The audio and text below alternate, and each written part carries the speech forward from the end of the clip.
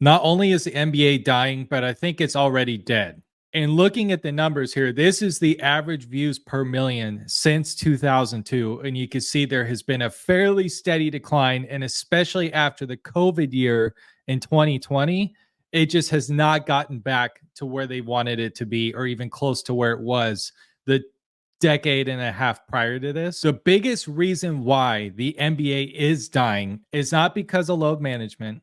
It's not because players don't care about the All-Star game. The NBA is dying right now because players are choosing to rest in game while they're playing. Now, don't get me wrong.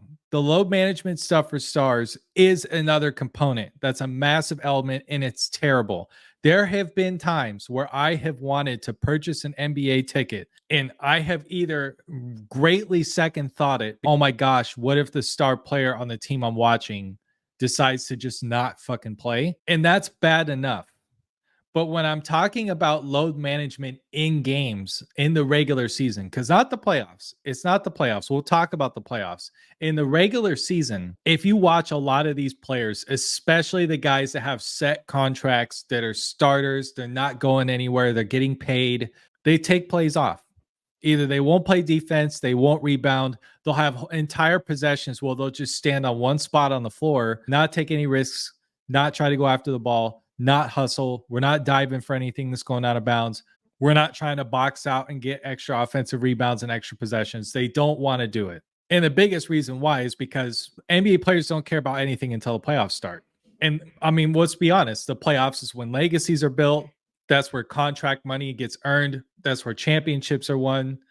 Everything matters in the playoffs. But until that point, you're just trying to survive the season, put up good enough numbers to, basically sustain yourself a job in the NBA until the playoffs start. And now you can start playing some fucking basketball. And, the most obvious fix is, oh, we got to play less games.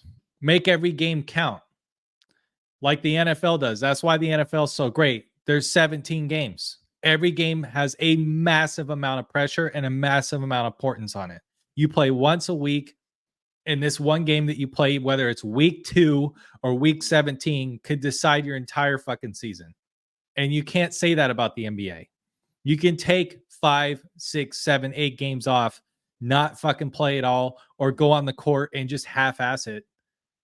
And it won't really matter that much, especially because in the NBA, everybody makes the playoffs. There's a play-in tournament that goes all the way down to the 10 seed in each conference. There's 20 fucking teams that technically make the playoffs in the NBA. 20. That's like 60 something percent of the league. That's insane. And I know I'm jumping around on different ideas here, but please bear with me because I have a fix for this. I have a fix. But before I explain my fix, you have to understand why I think it'll work. So people have mentioned, why can't the NBA just have a smaller regular season? And it's because of money, right? Less ticket sales, less games for advertising. Nobody wants to do that. The owners would never go for it. The players would have to take less money too. They would never go for it because God knows if you're making $30 million a year, you can't sacrifice $5 million and make $25 million a year. It's totally unacceptable, right? But we can also use this against them, and this is how you fix it. If you guys remember the in-season tournament, whether you watched it or not, there was so much money for the guys that were not on the top level contracts, starters, like role players. Some of them were doubling their contracts if they won the tournament. It was like $500,000 per player or something like that if they won. There's guys making, about that for the year towards the end of your bench. Players were actually going hard like it was a game 7 in the finals when you got towards the end of that tournament because it was one and done, win or lose, all the marbles, money or no money. So here is how you fix the NBA. We're going to invest and set aside a pool of money that each team has a chance to tap into for how many games you win in the regular season. Like this could be a huge pool of money. When there's a new collective bargaining agreement, we're talking about several hundred millions of dollars that they have to raise in player pay over the years. So instead of giving it to the players right off the bat, because the contracts are high enough and the NBA ratings aren't good enough to suggest it, take the money, put it in a pool of, let's say, like $400 million, $300 million, something crazy. In every team, there's a benchmark. If you have a 500 record, your team gets $15 million to divide amongst itself if you finish the season at 500. If you finish the season with 50 wins, okay, now you get $20 million for your entire team and they divide it up amongst each other. Let's say you win 60 games. Now you get $30 million divided up for your team, divide up amongst everybody. You don't get this extra bonus money if your team is not at least 500. You don't get extra money. You keep your contract the way it is. That's how you solve it. You want extra money. You want the ratings to be good. Invest in the NBA and make them play for money. Because one of the worst things about professional sports right now is guys getting paid regardless. Some of them, if they don't even fucking play, they still pick up a check. And that's unacceptable.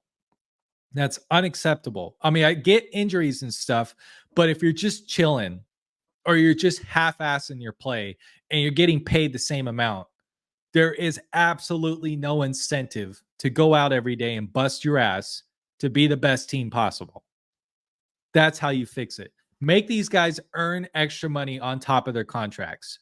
Not saying take the money away that they're earning already. Keep it the same.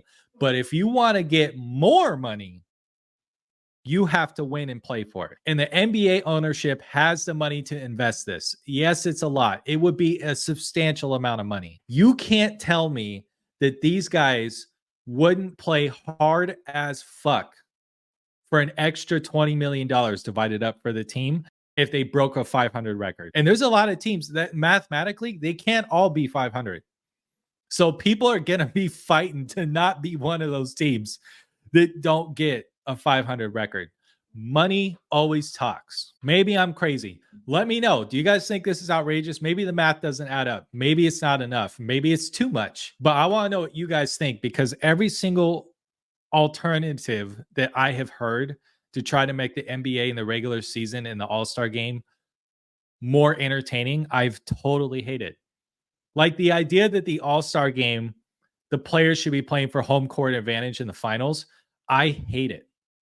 I hate it. We've seen money be the reason that guys will do whatever it takes to earn extra money. Let's keep it financial then. Let me know what you guys think. Am I out of my mind on this? That's just the idea that I had. Let me know. If I did a live show, would you guys watch it? If you watch this point, just let me know. I'm having a blast of sports content. I'll see you in the next one. Thank you.